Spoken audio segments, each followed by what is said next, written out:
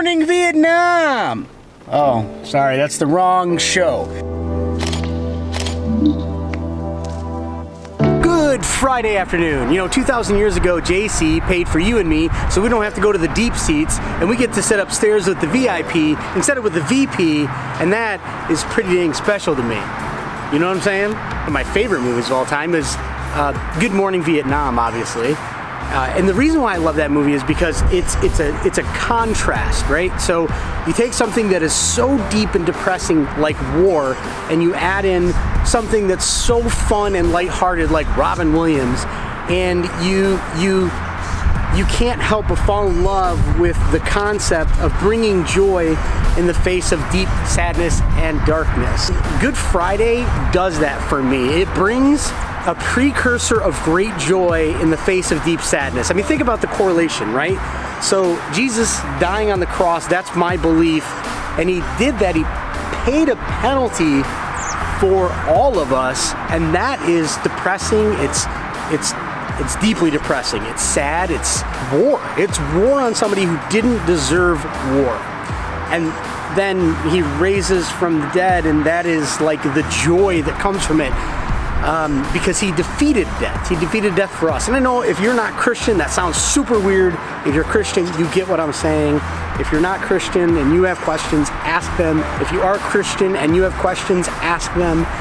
If you're not a Christian or are a Christian and don't want to talk about it, fine. But it is Good Friday, and this is what I believe, and so I'm going to share about it. So I am thoroughly excited about the thoughts that my brain has been dealing with over the last couple of days. And let me just say it this way.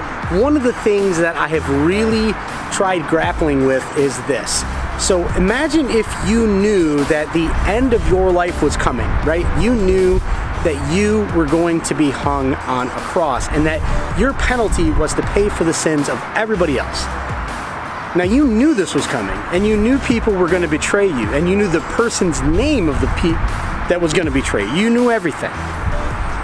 And yet you still had faith, and you still believed in your Father's ability to do what he was supposed to be doing. So in other words, you believed in his plan. Let me ask you a question. Do you really think that you would have believed in his plan enough? I mean, that's the question I'm asking myself today right now, right? I'm walking out of this baseball diamond, and when you're on a baseball diamond and you're on a team, you are part of a team. You're part of a larger collective of people, and each one of them have their own specific mission on that field. And each one of them get their mission from the guy who sits over here. That's your coach, right? So let's play this out real quick. So you are told to play first base. Your job is to do these specific things. Third base, these things. Second base, shortstop, whatever it is, right? So you're in this baseball diamond, and you're doing the things you're supposed to be doing, but the game is getting out of hand. And your coach looks at the bench and says, I want this guy who doesn't normally hit the ball very well to step up to the plate and hit the ball because we need some runs. And you start second guessing your coach. Like, are you sure, coach? Are you sure? Put me in, coach. I can handle this, coach. Like, let me do this thing. But, he steps up to the plate and he hits the ball way out into the outfield. And wouldn't you know it, you score the winning run. Now, after the game, you might walk up to your coach and say, why did you ever put Johnny in? Johnny's not able to hit the ball normally. How was it even possible? And your coach looks at you and says, Johnny's hitting style matched up pretty well to pitcher McGee. And I noticed that in the last game. But because you were focused on your task, you didn't see that. So instead of worrying about what Johnny was capable of doing, you had to be worried about what you were doing. And because you did, we won the game.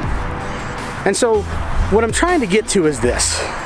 Do I have enough faith in my coach, in my God, in Jesus Christ? Do I have enough faith that my plan and his plan for my life is sufficient? And if I do, then I know that I'll win. So let me just kind of wrap this up real quick. So here's what I'm going to ask you to think about today. Do you allow yourself to fit in the way that you were designed to fit in? Or are you trying to make yourself something you're not? Are you trying to fit in with another group of people just because they're cool? Are you trying to be something that you're not because everyone else is? You know, you can't live that way, and you can't do that. And that's not what God wanted us to do. See, let me close this way. Jesus knew who was going to betray him, and yet he still gave him dinner. If you knew who was going to betray you, would you even talk to him? Worse yet, would you be able to stop yourself from doing something to them first? I guess what I'm really trying to say is we all need more grace. We all need more love, and we all need more faith. All right, guys, have yourselves a wonderful Good Friday and a great Easter weekend. I will talk to you guys tomorrow, though. So have yourselves a good Friday. I'll talk to you tomorrow. See ya. I almost forgot my coffee. I can't forget my coffee.